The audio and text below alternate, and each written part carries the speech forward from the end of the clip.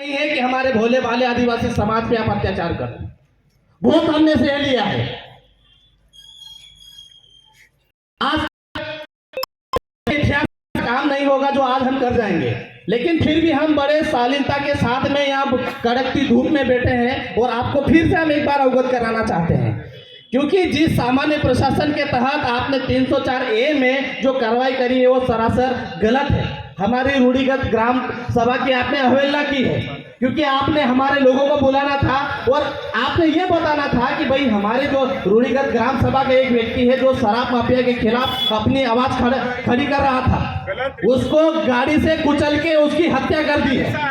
और भाई एक मिनट, उसके बाद में सामान्य प्रशासन के यहाँ के जो टीआई है उसने 304A में कंप्लेंट करी है। अरे आपको भी तो कम से कम शर्म आना चाहिए कि जो हत्या का मुकदमा है और यहाँ जो आपने हमारे रूढ़िगत ग्राम सभा की अवहेलना की है, इस पे आप पे देशद्रोह का केस बनेगा महोदय जी। इसलिए आपने हमारे आने से पहले उसका यहाँ से ट्रांसफर कर दिया है। ऐसे ही करते रहोगे क्या? यही आपकी न्याय व्यवस्था है क्या? और ऐसी न्याय व्यवस्था हमको नहीं चाहिए। आपकी जितनी भी जो दुकान है, चाहे एडिशनल एसपी का कार्यालय हो, चाहे एसडीएम का कार्यालय है, चाहे कलेक्टर का कार्यालय हो, 5वीं अनुसूची के बाउंड्री बाहर बना लीजिए, क्योंकि आपकी व्यवस्था हमको नहीं चाहिए। जिस व्यवस्था की वजह से हमारे लोग दिनों दिन मारे जा रहे हैं, शराब की लत में डूबे जा रहे हैं, फिर आपकी क्यों व्यवस्था चाहिए हमको? ऐसे लोगों को आप पनाह दे रहे जो हमारे आदिवासी भोले भाले समाज की इज्जत भी लूट रहे हैं, उसको जान से मार रहे हैं। ऐसी व्यवस्था चाहिए क्या आपको? नहीं चाहिए। और सबसे दुखद बात यह है कि उनकी माताजी खुद जनपद प्रतिनिधि है। ऐसे घर परिवार अगर सुरक्षित नहीं है तो हमारे जैसे आम समाज कैसे सुरक्षित रहेंगे इनकी सामान्य व्यवस्था में? इसलिए हम आप लोगों से निवेदन करते हैं कि इनकी व्यवस्था हमको नहीं चाहिए। हम पेड़ के नीचे बैठने वाले, एक जाजम पे बैठ के हम निर्णय करने वाले लोग हैं। अगर गुस्से में आ गए ना तो तीर कमान 2 मिनट में हम निकाल लेंगे।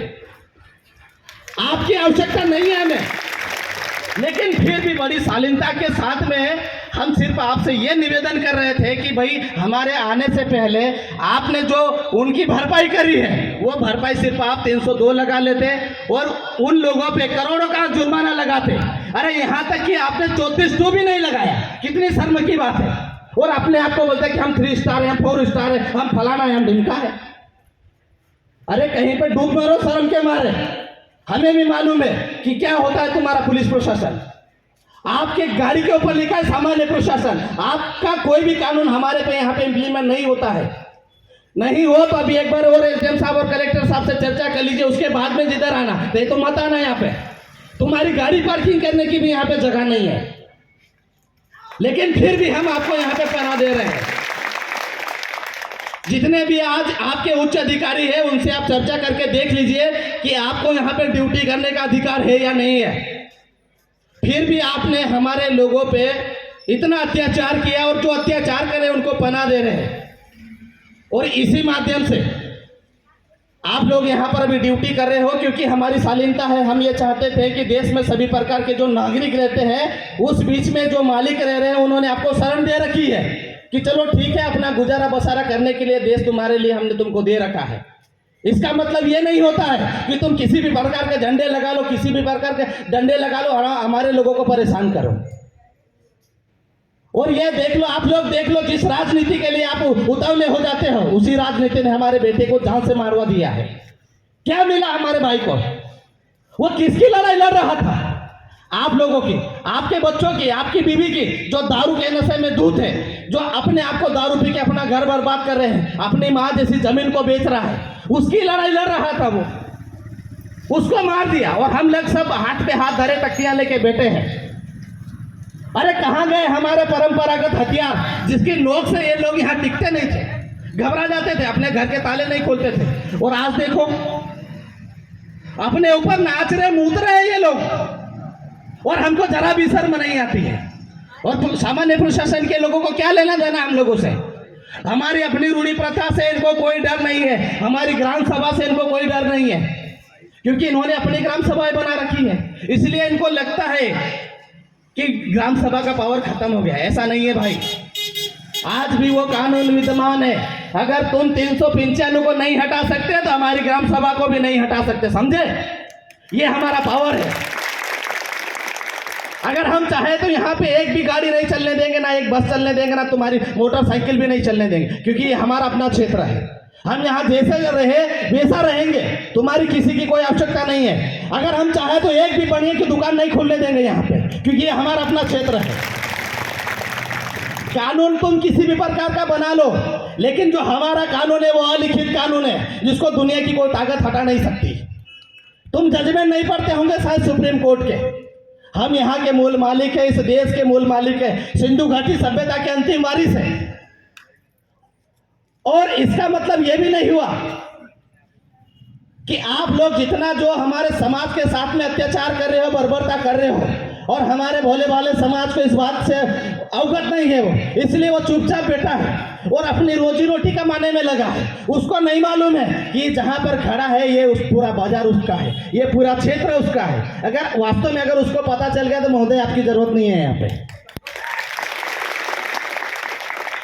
आज ये जितने भी जो युवा बेटे हैं, हमारे समाज के वरिष्ठ बड़े बुजुर्ग तो यहाँ पर आए ही नहीं है इस बेटे की लड़ाई में, नहीं तो वास्तव में आपकी जरूरत नहीं है यहाँ पर। और यहाँ के जितने भी जो सामान्य प्रशासन के जो लोग हैं, जो नॉन ट्राइबल जो लोग हैं, उन भाई लोगों से भी हम निवेदन करना चाहते हैं कि आप अपनी अपनी डफली तो हमारे क्षेत्र में बजा रहे हो, इसका मतलब ये नहीं है कि आपका अपना राज्य यहाँ पर है। आप राजनीतिक व्यवस्था के अनुसार हमारे लोगों पे शासन कर रहे हो, इसका मतलब ये नहीं होता है कि हमें आप लोगों की आवश्यकता है। अगर जिस दिन हमने ठान लिया ना, तो पूरे धार डिस्ट्रिक्ट के अंदर में आपको एक जगह भी पना नहीं मिलेगी, क्योंकि ये 5वीं अनुसूचित क्षेत्र है, याद रख लेना।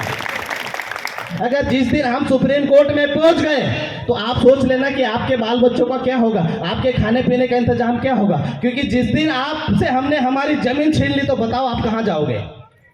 क्योंकि दुनिया का इतिहास बोलता है कि तुम सब यहाँ पे इस देश में शरणार्थी हो, और शरणार्थी क्या कर रहे हैं, ये जयसवाल कलाड़ी वाले हमारे भाइयों पे गाड़ी चला रहे हैं। अरे शुक्र करो कि हमको उस प्रकार का गुस्सा नहीं आया है, नहीं तो बिरसा मुंडा टंटे भील की हम भी औलाद है, सुन लेना। और अगर हमने ठान लिया कि आज हमको बिरसा मुंडा और टंटे भील बनना पड़ा, तो आप लोग सोच लेना आपकी दुकानों का क्या होगा, आपका क्या होगा। क्योंकि हम आज बाबा साहब के बलबूते पे बात कर रहे हैं आपसे, हम बड़ी शालीनता के सामने बात कर रहे हैं, क्योंकि हमारे 47 विधायक के 6 सांसद है, उनसे हमें उम्मीद नहीं है, उनसे हमें उम्मीद नहीं है, क्योंकि हमारी बहन भी जिला प्रतिनिधि या जनपद प्रतिनिधि सदस्य, जब उनका बेटा सुरक्षित नहीं है और उनके बेटे को जब मारा जा सकता है, तो आप सोच लीजिए, आपका खून खोलना चाहिए कि ये जो सामान्य प्रशासन के लोग हैं कितना अत्याचार कर रहे हैं हमारे ऊपर, हम बेरोजगारी युवाओं पे, जो अपने समाज के लिए काम करते हैं, दिन रात मेहनत करते हैं। अच्छा आप बताइए, किसी का घर लूट के खाते क्या? हम नहीं खाते ना। और ये लोग जितने भी दुकान वाले बैठे सब अपना घर लूट के खा रहे हैं, हमारी जमीन पे छीन कर अपना गुजारा बसारा कर रहे हैं। किसी के पास यहाँ पे एविडेंस नहीं है। इनको जो सरकारी पट्टे मिले हैं ना, ये 1959 में मिले होंगे, इनसे पहले इनके पास भी कुछ नहीं है। लेकिन हमसे पूछेंगे तो हम इनको सब जवाब देंगे कि हमारे पास क्या है। तो बताइए कि इनको यहाँ रहने का अधिकार है क्या? लेकिन शांति बना के कौन बैठा है? हम बैठे शांति बना के। हमने ये चाहा कि यहाँ के जितने भी आवाम के लोग हैं वो सब शांति से अपना जीवन यापन करें, लेकिन इन लोगों को हमारे चुप होने से ज्यादा खुजली हो गई है। हमारे भाइयों को दिन दहाड़े मार रहे हैं, आप देख रहे हो ना, कन्हैया भील को भी घसीट घसीट के मारा, नेमावर में हमारी बेटियों को जिंदा जला दिया, और यहाँ पर हमारे भाई को गाड़ी से कुचल के मार दिया। फिर भी हम चुप बैठे हैं। आज ऑन द स्पॉट यहाँ के एसडीएम साहब या कलेक्टर साहब आएंगे और हमसे उनसे बात करेंगे कि सिर्फ आप ये बता दीजिए कि आपका प्रशासन क्या कर रहा है यहाँ पे। अगर नहीं कर रहा है और आप अपनी जिम्मेदारी नहीं लेता है, क्योंकि यहाँ सक्षम अधिकारी सिर्फ कलेक्टर है, एसडीएम साहब अपना पल्ला झाड़ देंगे, एडिशनल एसपी अपना पल्ला झाड़ लेंगे, जो बोले हमारे से बड़े अधिकारी से बात करिए। तो मैं आप लोगों से भी कहना चाहता हूँ कि उनको ही बुलाइए, हम उनसे ही बात करेंगे, क्योंकि आपके बस की बात नहीं है। इंडियन कॉन्स्टिट्यूशन शायद आपने अच्छे से नहीं पढ़ा होगा, यहाँ की सुप्रीम कोर्ट के जजमेंट आपने अच्छे से नहीं पढ़े होंगे, ताकि थोड़ा बहुत उन्होंने पढ़ा होगा तो वही लोग जवाब दे पाएंगे। आप लोगों की बस की बात नहीं है। आप दिन भर यहाँ पे टहल वहल करते रहेंगे और शाम तक हमको सिर्फ बिठाने का काम करेंगे, इससे ज़्यादा आपसे और कुछ नहीं होना है। तो आप लोग चाहते हो कि हम कलेक्टर से बात करें, सिर्फ कलेक्टर से बात करेंगे और अगर सक्षम अधिकारी है जो जिम्मेदारी लेना चाहता है और यहाँ की जितने भी शराब माफिया की दुकान है जीसीबी लगा के एक तरफ से सबको बंद करे, क्योंकि आपकी नैतिक जिम्मेदारी भी है, ये सिर्फ समाज की नैतिक जिम्मेदारी नहीं है, यहाँ के एसडीएम कलेक्टर सब की नैतिक जिम्मेदारी है कि यहाँ के शराब माफियों की दुकान धड़ल्ले से जेसीबी लगा के उनको यहाँ के दहेज क्षेत्र के क्या धार क्षेत्र के बाहर फेंक दे। और सबसे ज्यादा शराब की तस्करी ऐसे एरिया से हो रही है। और अभी भाई कोई बता रहा था कि बिना नंबर प्लेट की गाड़ियां धल्ले से दौड़ रही है। भैया तो अभी नया कानून आ गया है, आप क्या नींद में सोए हो? नया कानून आ गया है, उसके बाद में भी यहाँ का जो सामान्य प्रशासन पुलिस विभाग है बिल्कुल नींद में सोया हुआ है। अगर शहर के बाहर कोई घटना होती तो हम भी थोड़ा बहुत विचार करते कि चलो साजिश हुई होगी। अरे 10 बजे रात को तो हम रात बोलते ही नहीं है, क्योंकि लोग घुमाई करते हैं, उसके बाद में भी उसको मार दिया। सोचने वाली बात है कि नहीं? और यहां से लेकर के वहां तक सीसीटीवी कैमरे हैं। अगर पुलिस प्रशासन नहीं कर पा रही तो हमें बोल दीजिए कि आप ले लीजिए। इनका क्या, इनका बाप को भी देना पड़ेगा, क्योंकि ये क्षेत्र हमारा है, लोग हमारे हैं। हमारे सामान्य प्रशासन के भाई अगर नहीं मदद करेंगे तो दुकान धंधे नहीं चलेंगे, सोच लेना। और ये कोई चेतावनी नहीं है, हम आपको प्यार मोहब्बत और बड़े इत्मीनान से हम बता रहे हैं आपको, आपकी दुकान धंधे सिर्फ इन आदिवासी भाइयों के भोलेपन से ही चल रहे हैं। हमें भी मालूम है कि इंदौर से आप किस माल में रेट लाते हो और यहाँ किस माल में बेच रहे हो, किस भाव में बेच रहे हो। अभी एक भाई भी बता था कि शराब की जो पेटी है वो कितने में आप लेके आते हो और यहाँ पर कितने में बेच रहे हो। भैया प्रमोशन लेने के लिए दही कुक्षी में आप ट्रांसफर मत करवाइए कि 2-4 भोले भाले आदिवासियों को जेल में ठूस देंगे और हमारे कंधे पे सितारे बढ़ जाएंगे। अब वो समय दूर हो गया है। चाहे सरकार यहाँ पर किसी की भी बने, लेकिन शासन आदिवासी का ही होगा, ये अब हमने ठान लिया है। क्योंकि बिरसा मुंडा ने कहा था कि मोड़ा माटे मोड़ो राज, चाहिए कि नहीं? हमारे गांव में हमारा राज होना चाहिए कि नहीं होना चाहिए? अब इनकी सुनेंगे क्या हम? क्योंकि इनके प्रशासन में जब हमारी बहन बेटी सुरक्षित नहीं है, हमारे लोग सुरक्षित नहीं है, ये दारू हमारे क्षेत्र में बांट रहे हैं, पुलिस उनके ही माध्यम से दारू बांट रही है, नहीं तो क्या मजा ले दारू बांटने वाले की कि वो हमारे क्षेत्र में दारू बांट दे, है क्या? और हमारे भोले भाले भाई जिनको दारू से जो सख्त नफरत है वो दारू के खिलाफ खड़े हो गए तो उनको गाड़ी चला के मार दिया। और कार्रवाई करते हैं वो 304A में सामान्य एक्सीडेंट, मतलब ऐसा एक्सीडेंट जिसके बारे में किसी को मालूम ही नहीं है। तो भैया जिसने गवाही दी वो क्या है? अरे जिस भाई ने गवाही दी है उसका क्या एविडेंस है? फिर आपने क्यों नहीं धारा बढ़ाई? और दूसरी चीज सबसे महत्वपूर्ण ये चीज है, चलो ठीक है तुमने 302 नहीं लगाई तो एट्रोसिटी एक्ट भी तो लगा सकते। आपकी शराफत इसमें ही दिखा देते कि भैया यहाँ के आदिवासी भाई को किसी कलाल और जायसवाल ने मार दिया है या पता नहीं जो भी समाज का हो, तो कम से कम एट्रोसिटी एक्ट तो लगा देते। लेकिन कार्रवाई किस पे कर रहे हैं मालूम है? ये वो भोले वाले ड्राइवर पे। ये यहाँ का प्रशासन है। तो आप लोगों से मैं कहना चाहता हूं कि अब हमको डरने की आवश्यकता नहीं है। जिस संविधान से ये हम पे राज करते हैं उसी संविधान को इनको भी मानना पड़ेगा और हमको भी मानना पड़ेगा।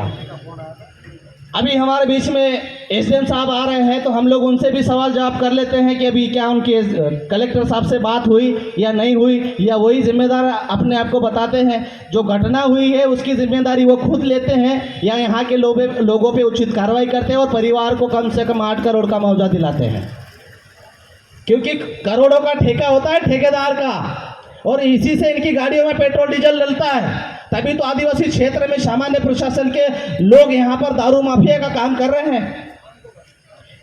अभी एक माइक अवेलेबल करवा दीजिए, क्योंकि बिना माइक के बात करने में मजा नहीं आएगा। बात शाम को करेंगे, ठीक है? शायद एसडीएम साहब की कलेक्टर साहब से चर्चा हुई होगी, इसलिए वो जवाब देने के लिए आ रहे हैं। महेंद्र भाई, मतलब उनका ये कहना है, हाँ वही पूछ रहे कि कलेक्टर साहब आ रहे हैं या नहीं आ रहे हैं, नहीं तो हम बात नहीं करेंगे।